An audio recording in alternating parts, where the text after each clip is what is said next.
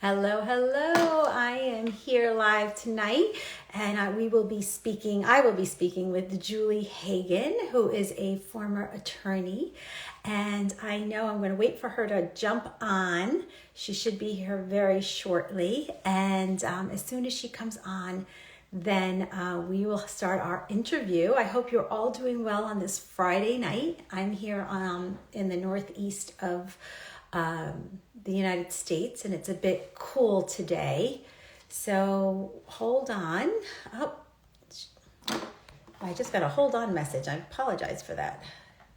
Let me put on my glasses. Oh, I know what it is. They're trying to tell if there's more people coming. So anyway, it's really cool here, and we're bundling up, and my husband made a fire in the wood burning stove, so I'm really excited to curl up on the couch tonight and in my sweats when I'm done, and kind of just chill out and watch a movie. It's also a gorgeous, gorgeous, gorgeous full moon tonight. You take advantage of that. I know that I've seen a lot of posts about the meaning of this full moon, and if you're interested, I'm sure you could do some research and find it. I'm still waiting for... She's not on yet, but she should be on very, very soon. Let me look to see if she's here. No, not here yet. Now she's on. All right. Are you? There you are. Hello, Julie. How are you? I was like, I don't know where she is. I can't find her. I know you didn't pop up right away for me, so I searched you out, but here we are, so it all worked out. Good. How are you? I'm doing well. How are you? Good. I was just telling everybody here, I'm in the northeast of the United States, and it's freezing. So I was just saying, like, today's one of those days where, like, my husband made a fire in the wood burning stove, and I'm like all excited to go down and, like, curl up with a blanket and fall asleep on the couch. So, but I know you're in California where it's sunny and warm, I'm sure, right?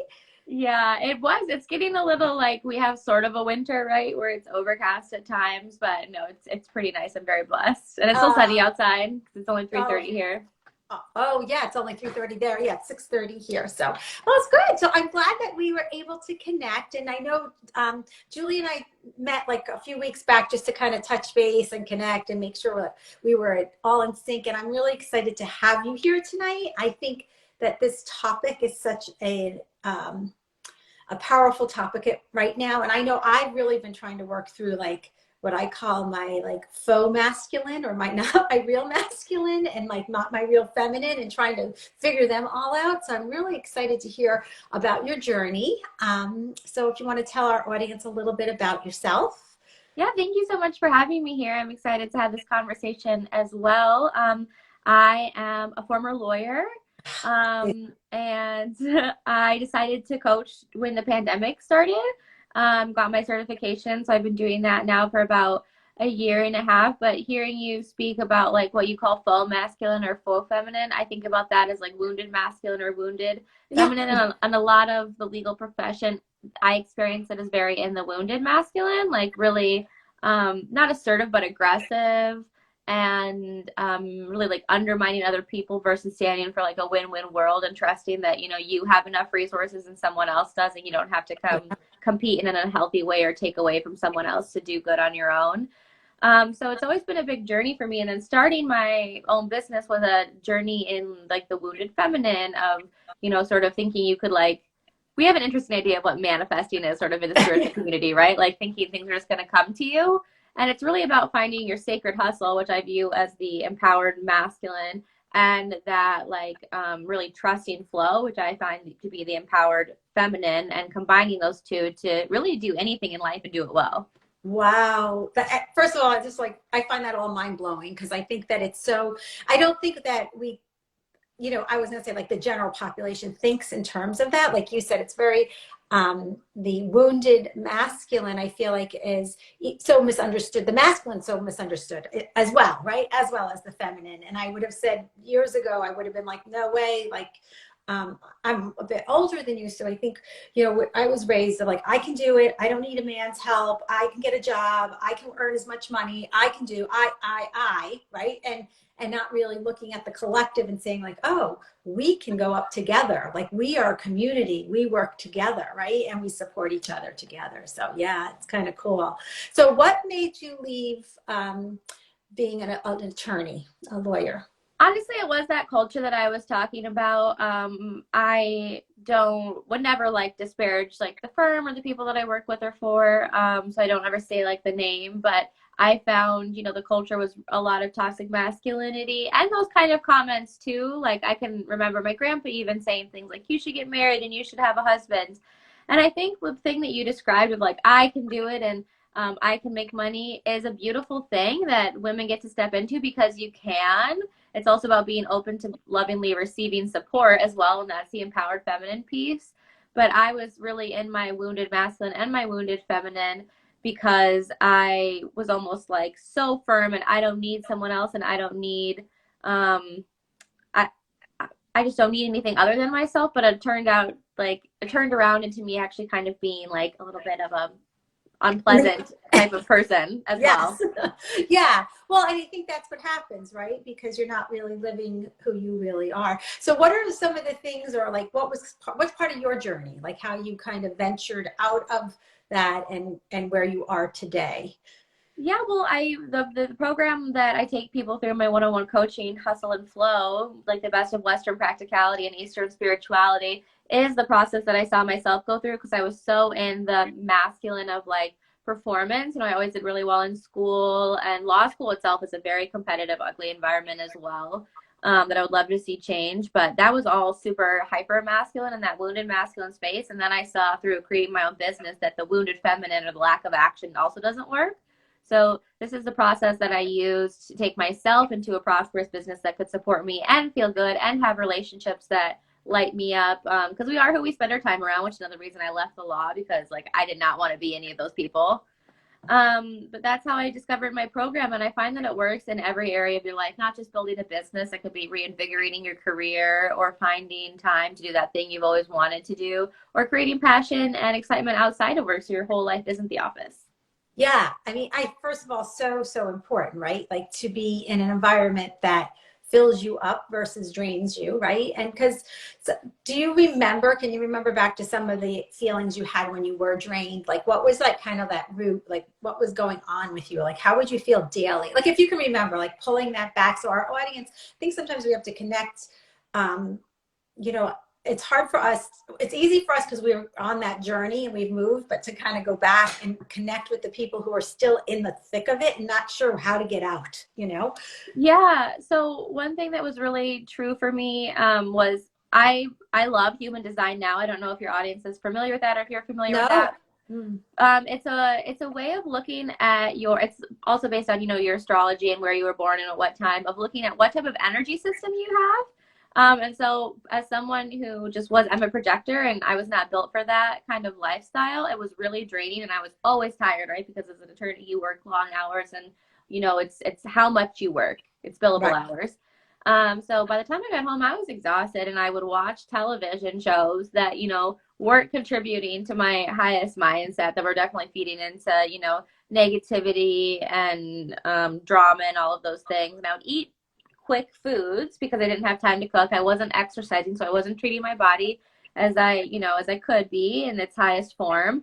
And I was so stuck in anxiety. Like, first of all, I was burnt out. I would avoid things because I was just like, well, I can't put one more thing on my plate. And I was so anxious. And I tell people this and they can't like conceptualize it. People have met me within the last couple of years, but I had terrible avoidance. I had apocalyptic thoughts. That's what I call them. Like everything was worst case scenario, major rumination, and like terrible anxiety that people would leave me or I would get fired or just like X, Y, or Z. It was so crippling and overwhelming. And I never had time to like do the things I wanted to or feel good. I really did not feel good very often. And I would party way too hard on the weekends to try to like feel something that I wasn't feeling, because I was so bogged down with work.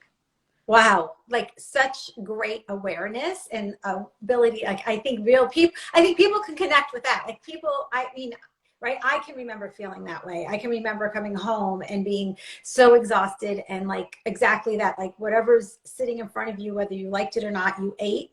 And then like sitting on the couch and just sitting there like a literally like vegging out. They call it vegging out. I was like a vegging out, and then I'd fall asleep. Like, and that was it. That was my night. Like I wouldn't get anything done. I wouldn't. And then when I had children, oh my gosh, it was crazy because I'd be like, I need to sleep. Like you people need to go away. Like I wasn't even happy. Like, so yeah, I get it. I get what you're saying. And you were fortunate enough that you dug deeper, right? And you were able to see that this was not the lifestyle that you wanted to really live, right? And Yeah, it was wild because I just had this terrible experience, this breakup with someone who like it was the same. I basically dated the same person with a different face, you know, like the same BS every relationship. But I broke up with him and I was thinking about like him and our relationship and I was like, I'm so spun out over this guy who like frankly is not worth all of this worry. And it's like, and I have dated him in different forms over and over again. I'm not happy. Like something has to shift. And then I invested in my first coach and started exploring other practices. And that's really where my journey started. that is awesome. That is awesome. Can you share a little bit, maybe one or two like little nuggets from maybe not from your program, but are things that you've used to really help you? Like if somebody's listening now and they're just like, ooh, like this sounds like me, or they're connecting with you, like what would be something that just immediately that they could do to give a little bit of relief or some clarity? Yeah, I think that's a great question. And the one thing that really shifted things for me and that I require of every person I work with, like this is the only thing that I believe every single person should do because I don't think there's a one size fits all for everyone, and that's why there's so many different resources in my group coach or in my one-on-one coaching. But it's meditation. Like until I started to meditate, I wasn't able to calm down enough to be real with myself and with my feelings. And so meditation helped me get out of like when you're in heightened anxiety, you're in such a your sympathetic nervous system, you're in such a fight or flight response that you can't process your feelings. And if you can't process them, then you can't heal them. So please start meditating. There are great books out there. 10 minutes, 10% happier is a great one to get started with. And it's free for like the first 7 modules or whatever. And it doesn't have to look the same and it doesn't have to be one certain thing, but like just give it a shot and start so you can start to find some peace for yourself. Yeah, I would agree with you 100%. And one of the things I hear, and I know I spoke to somebody else about this, was, I can't meditate. I can't turn my brain off. Like that's like what I hear all the time. Like I can't turn my brain off. I can't meditate. I can't sit for that long. I can't. And I'm curious to hear what your answer would be to that, because I've already answered that question, but what would you tell people who say that? I would, whenever I hear I can't do something from someone else, like I would say that's true because you're making it true.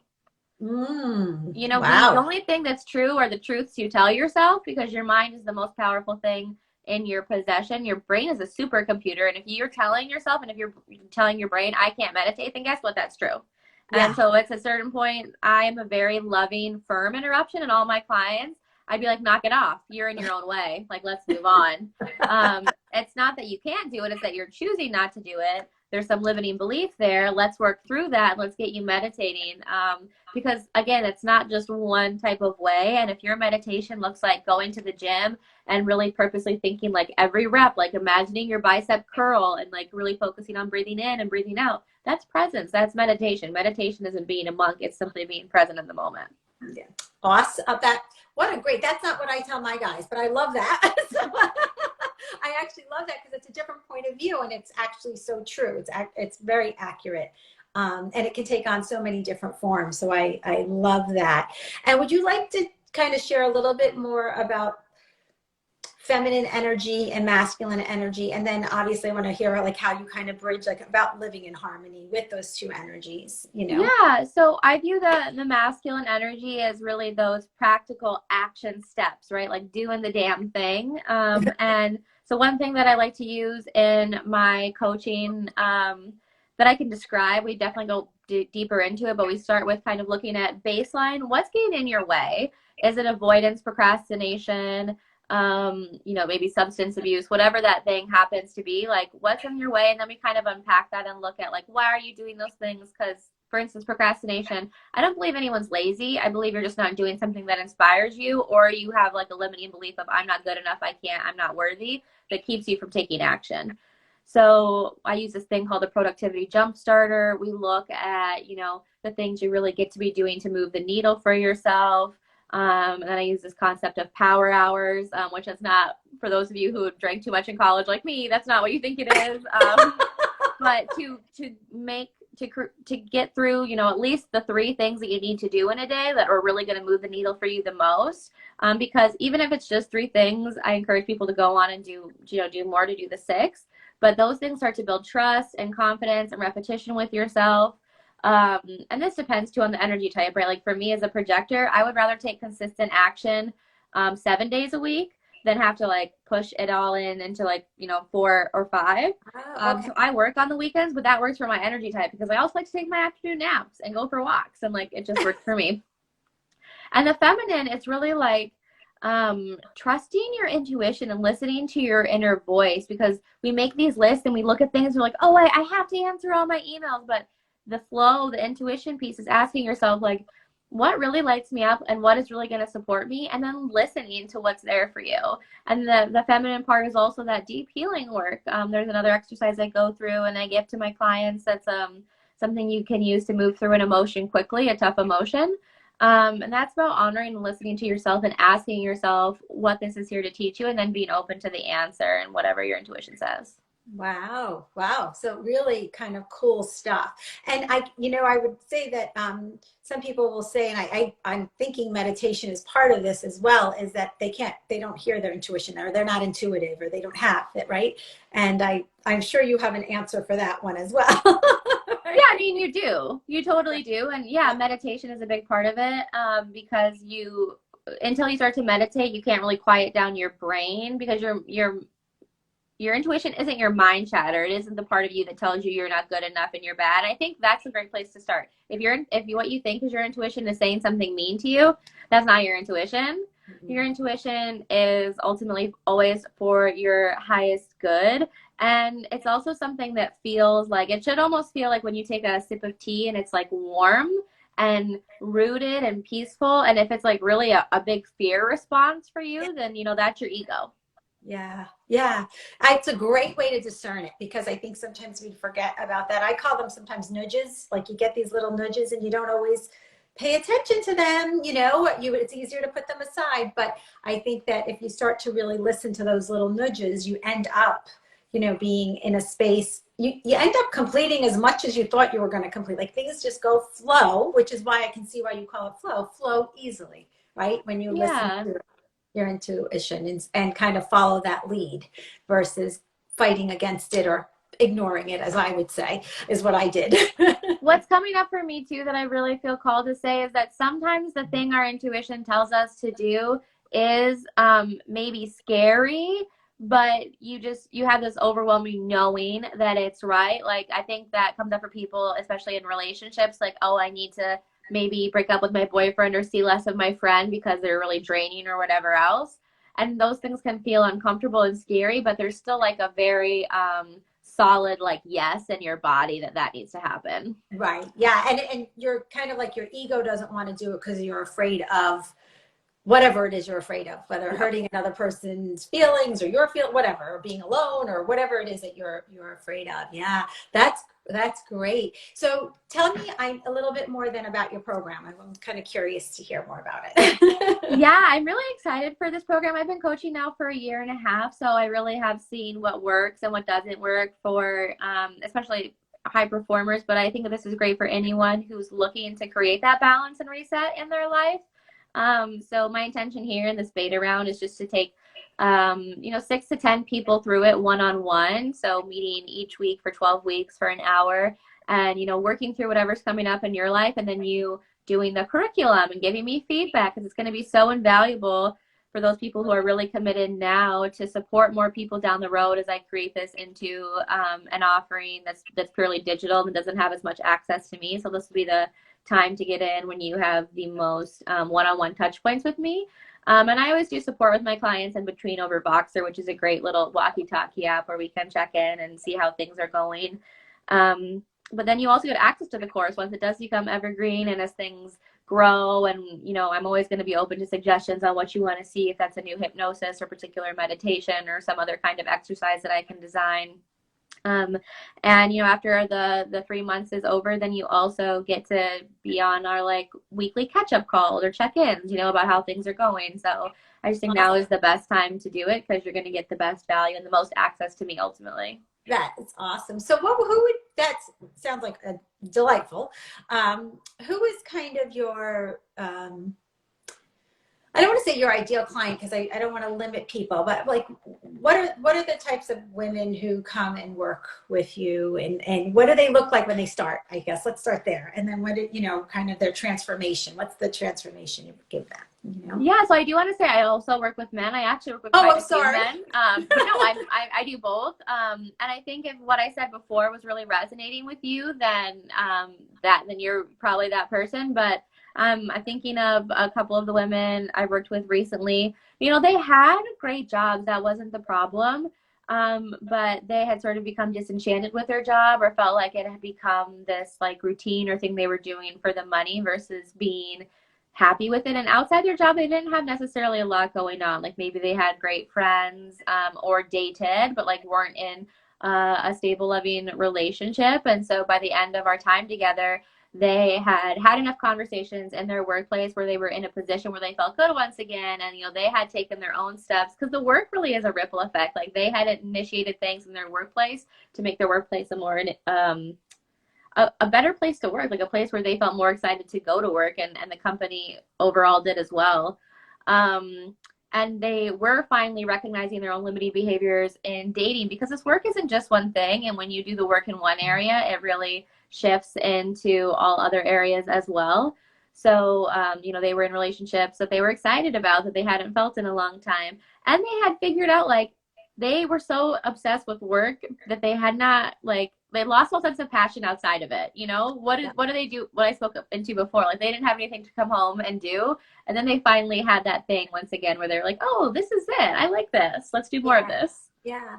I find that when you're in that cycle that we were talking about earlier, where you're kind of, everything seems like a burden. It's kind of like you're avoiding things and all of that stuff. Like when you're in that cycle, sometimes we get so serious, or we forget the things that actually make us happy, right? And make us joyful. And a lot of that has to do with creativity, but not creativity like doing crafts, like just creativity in general, right? Whatever that looks like, and getting into like your passions. So whatever that passion is, doing that because it just, for no other reason, but it brings you joy.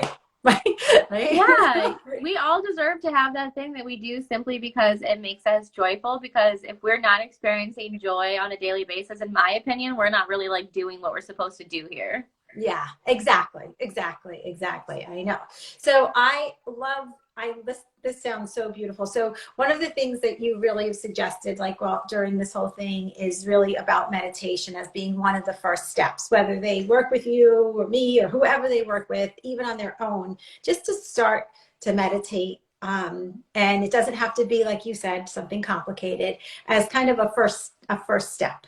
Yeah. A first step getting. What would you say would be a good second step after that, or in addition to meditate, and like what would be the next thing that you might give them to support themselves? Well, I think there's two things that are coming up for me. And both of them, if you want to go to my Instagram page, you'll see me talk about. One is the importance of celebration. So when you do something for yourself, it's so important to celebrate yourself. Because it helps rewire your neural network. So you're getting yourself out of those sort of habitual cycles of like negative self-talk. Yep.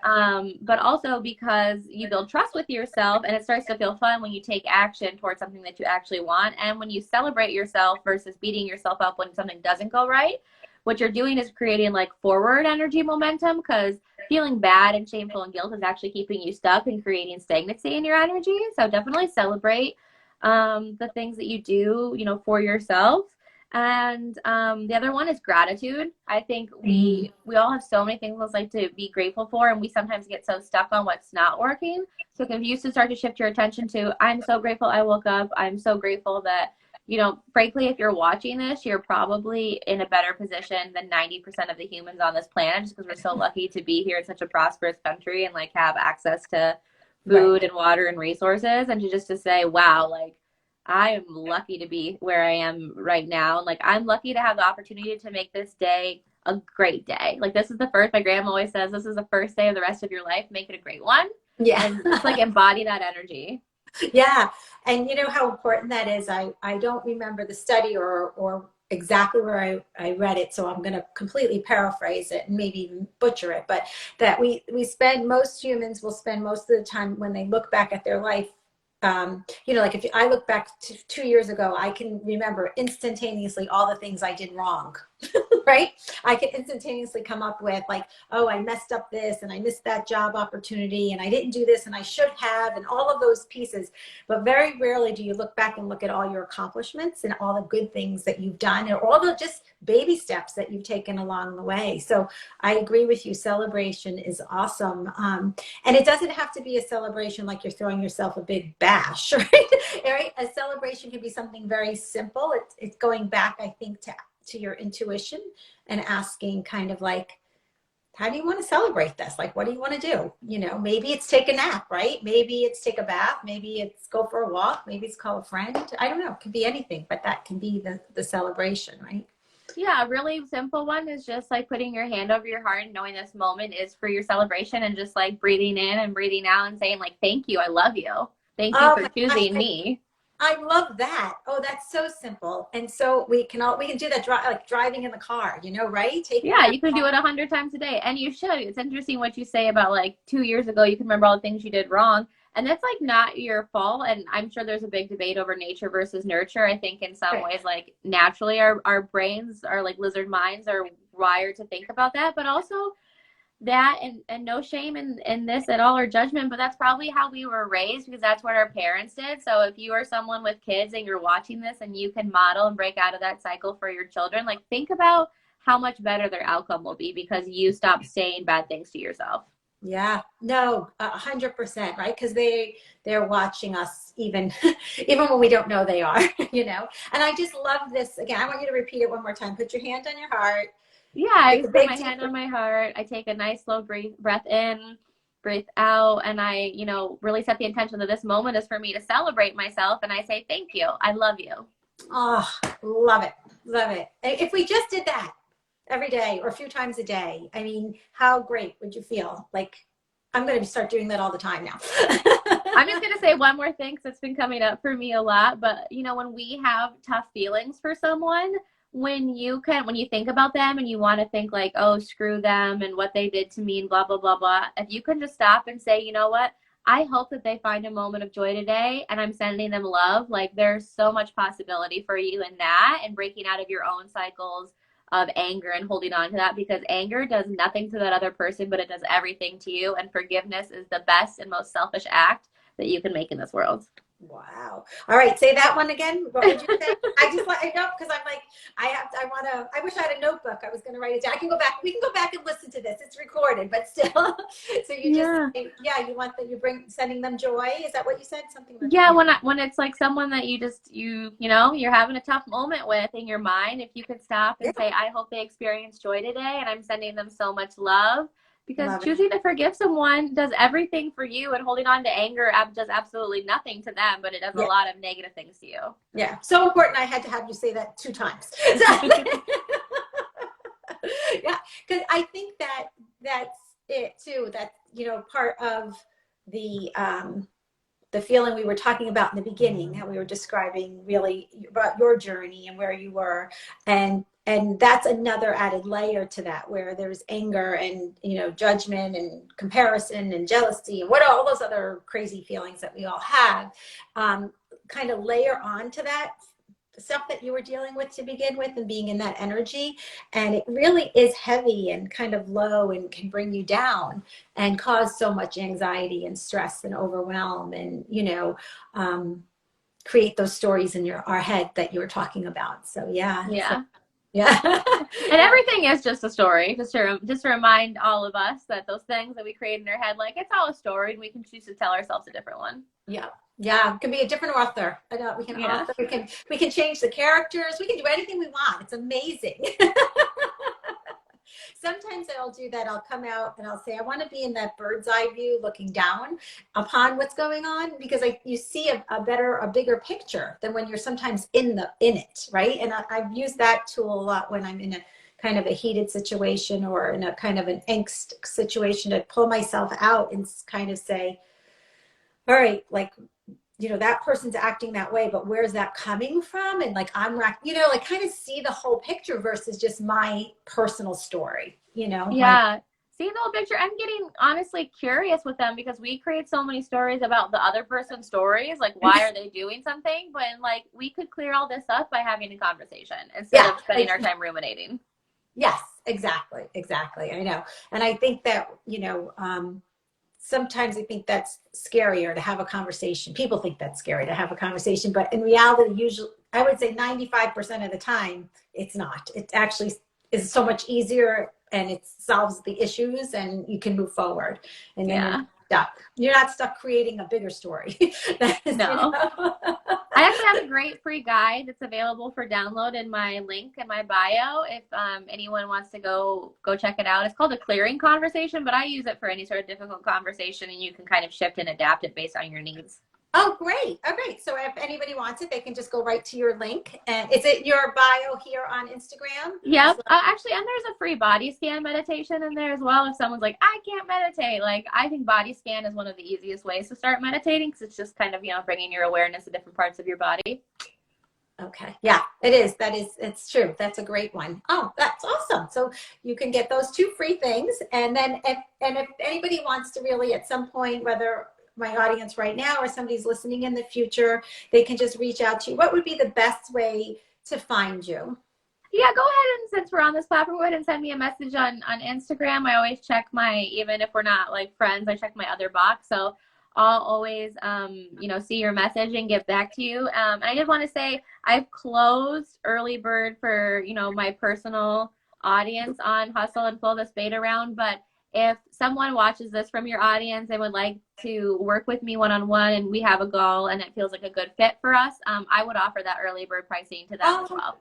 oh, thank you. All right. So if anybody who's listening to this would like to work with Julie, and they're on here and they heard about her here, just let Julie know that you were, watched this Instagram interview, our healing conversations, and, and then she can give you a discount. That's awesome. Thank you. That's very generous. Yeah, I really appreciate, the opportunity to be here. And I just always feel like there's a reason people connect and you hear different things and you speak with different people. Like everything has a reason. So Yeah, I'm having a blast doing this. I just want to I think my audience knows at this point, but I did this just kind of like the intuitive hit, and I was kind of sitting on it and then there was a little bit of a push and I just was like, yep, I'm doing it. And I'm having such a great time. And I feel like I'm connecting with so many people and really learning a lot also in the interim. And I'm just having fun. So I think that's another thing too. If it's not fun, why do it, right? It has to be yeah. fun. You have to really enjoy it. So I think I'm always urging my audience to just kind of like look for the things that are fun for them, whatever that looks like, or that they enjoy, or they have, brings them pleasure. So yeah. And I do love the idea of working with the masculine and feminine to bring balance. Because when one is really dominant or out of sync, it really does throw off a lot. I mean, it's kind of like the yin and the yang, right? It keeps the balance. Well, So I think what you just said is something I really try to nail home for my clients because it's not that you don't put in effort or work, but it feels good, right? Like that something's in balance and for you and you're like in your hustle and flow when you're putting in the effort and the hours and you're like, yes, there's some yeah. sort of like deep rooted, like, I want to say almost like a holy yes. You're like, I love this. Yeah. And you know what? It's funny that you say that because even for this Instagram live, like, it's been easy and fun. Like I love like pulling the little things together to put, on the post. And I like reaching out and getting the email. And normally that wouldn't have been something I would have thought I would have liked, but it doesn't seem like work. It's almost like it's a pleasure to do it, and it's fun, and the time goes really fast when I'm doing it. So that's another clue, right? Usually when Yeah. you're in the flow, you can kind of sit and it's very productive, and it's a lot of clarity, and it moves quickly and easily. And I would always say to people, if you start to hit the wall, that means you need to get up and do something fun and Yeah. then come back to it. So Try the power hour on. yeah, exactly, exactly. Well, thank you so much.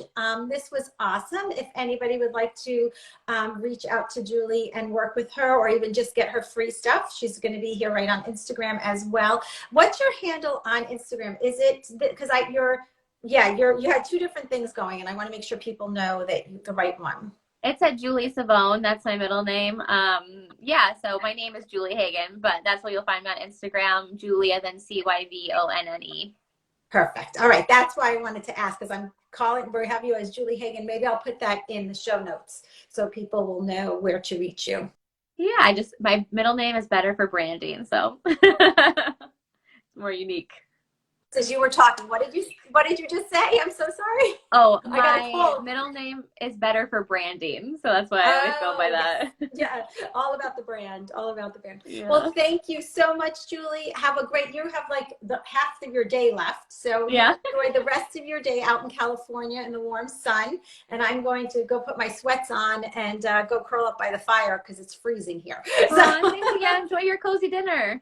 all right, thank you. Have a great night. Thank you. Bye, everyone. Bye.